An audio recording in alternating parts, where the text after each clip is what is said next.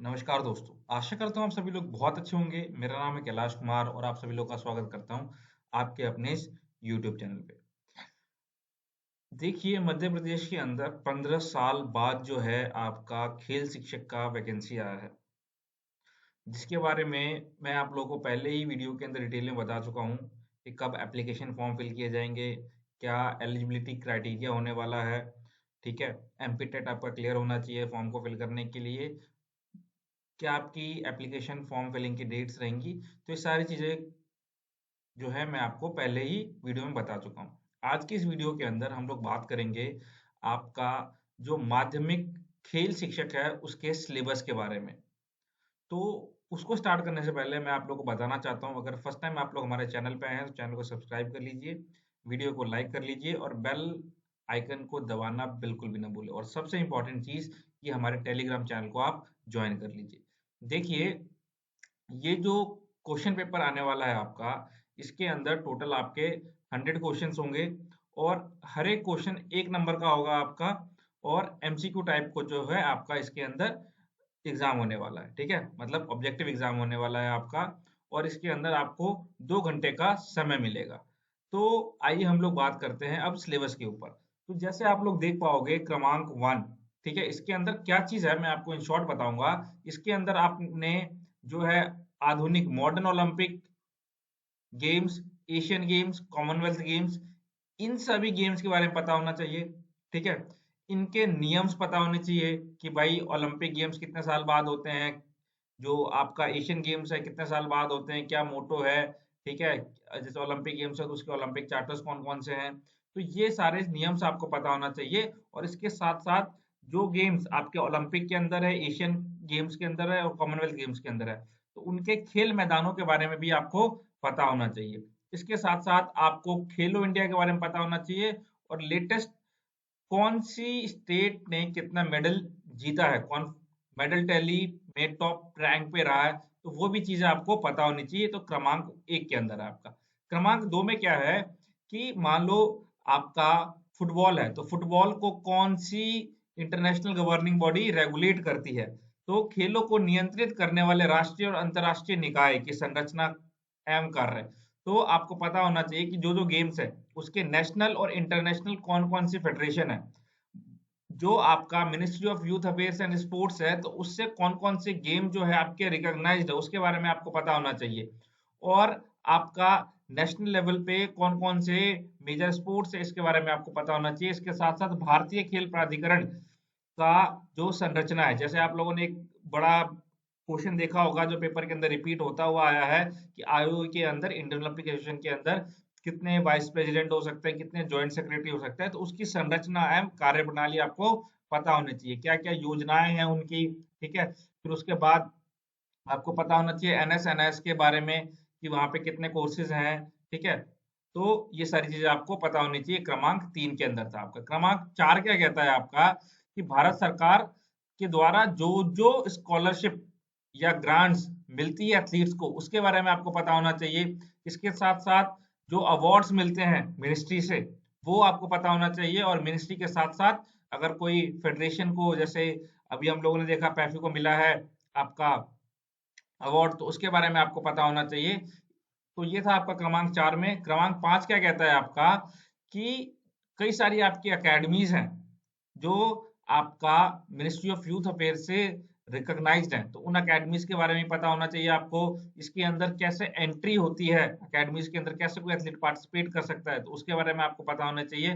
और इसके साथ साथ मध्य प्रदेश के अंदर कौन कौन से आपके अवार्ड दिए जाते हैं, जैसे विक्रम एकलव्य अवार्ड, ठीक है, विश्वामित्र अवार्ड, इन सब की चीजों के बारे में आपको आइडिया होना चाहिए। क्रमांक 6 कहता है आपका कि जो जो खेल है आपके उसके क्या क्या रूल्स रहेंगे। ठीक है, कोच की क्या योग्यता रहनी चाहिए, तो इन सारी चीजों के क्या उसके उत्तरदायित्व रहेंगे। तो ये सारी चीज आपको पता होनी चाहिए इसके बारे में। और नेक्स्ट जो है आपका पॉइंट नंबर 7, इसके अंदर आपका ये बोला गया है कि आपका पोस्चरल डिफॉर्मिटीज का टॉपिक है इसके अंदर। फिर आपका पोस्चर को कैसे आप बेसिकली क्योर कर सकते हो, कौन कौन सी एक्सरसाइजेस हैं, तो उसके बारे में आपको पता होनी चाहिए। ये आपका पॉइंट नंबर 7 के अंदर बोला गया है। पॉइंट नंबर 8 कह रहा है आपका कि जो आपका फर्स्ट एड का टॉपिक है, ये पूरा का पूरा आपका पॉइंट नंबर 8 में आ गया। फिर पॉइंट नंबर 9 में आपके जो है इसके अंदर टूर्नामेंट्स आ गए, ठीक है, types of tournaments and types of tournament आपके इसके अंदर आ गए पॉइंट नंबर 9 में। फिर पॉइंट नंबर 10 में आपका जो है इंडिजीनियस स्पोर्ट्स आ गया पूरा का पूरा। ओके, पॉइंट नंबर 11 के अंदर जो है आपका वो विद्यालयों में खेल अधोसंरचना विकसित करने की प्रक्रिया, विद्यालय में खेल उपकरणों की खरीदी का प्रबंधन एवं रख रखाव, विद्यार्थियों को खेल सामग्री, ये जो आपका प्लानिंग चैप्टर है 11th-12th में, तो ये चैप्टर पढ़ लेना, इसी में से आपका ये जो है पॉइंट 11 कवर हो जाएगा। फिर उसके बाद आपका पॉइंट 12 जो है वो बोला गया है आपका स्पोर्ट्स साइकोलॉजी के लिए, तो स्पोर्ट्स साइकोलॉजी भी आपने पढ़ना है। फिर उसके बाद पॉइंट नंबर 13 आपका योगा से है, जिसके अंदर आपने बताना है कि योग का महत्व क्या है भारत के अंदर, यौगिक अभ्यास, आसन, प्राणायाम, ध्यान, उसके प्रकार और क्या क्या बेनिफिट्स हो सकते हैं आपके योगा के, उसके बारे में आपको बताना है।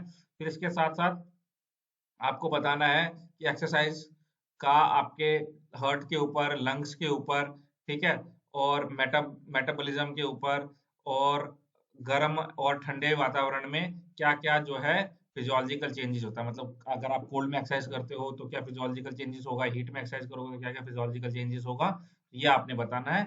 ये था आपका पॉइंट नंबर 14। फिर उसके बाद गति नियम एवं उसके खेलों में उपयोगिता, समतल एवं धुरी का शारीरिक शिक्षा में उपयोग, मुख्य खेलों में यांत्रिक विश्लेषण, ये आपका पॉइंट नंबर 15 में है।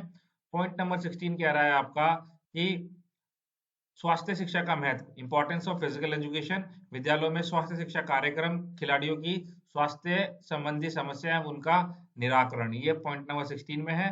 पॉइंट नंबर 17 आपका डोपिंग का है, नाडा के बारे में, वाडा के बारे में ये आपने पढ़ना है। पॉइंट नंबर 18 जो है आपका वो हेल्थ एजुकेशन से रिलेट करता है, बैलेंस डाइट हो गया, न्यूट्रिशन हो गया, विटामिन हो गया, तो ये आपका पॉइंट नंबर 18 में है। फिर उसके बाद पॉइंट नंबर 19 जो है आपका स्पोर्ट्स साइंस से रिलेट करता है, इसमें आपने बताना है कि खेलकूद विज्ञान, स्पोर्ट्स साइंस का खेलों में महत्व, ठीक है, तो इंपॉर्टेंस क्या है आपका स्पोर्ट्स साइंस का स्पोर्ट्स के अंदर, शारीरिक शिक्षा में विभिन्न खेलों में उपयोग किए जाने वाले परीक्षणों की प्रतिभ्याचन में भूमिका एवं शारीरिक दक्षता के खेलों का चयन, ठीक है, तो कौन कौन से आपके टूल्स जो है वो यूज किए जाते हैं, इक्विपमेंट्स यूज किए जाते हैं फिजिकल एजुकेशन के अंदर, स्पोर्ट्स के अंदर, वो आपने बताना है।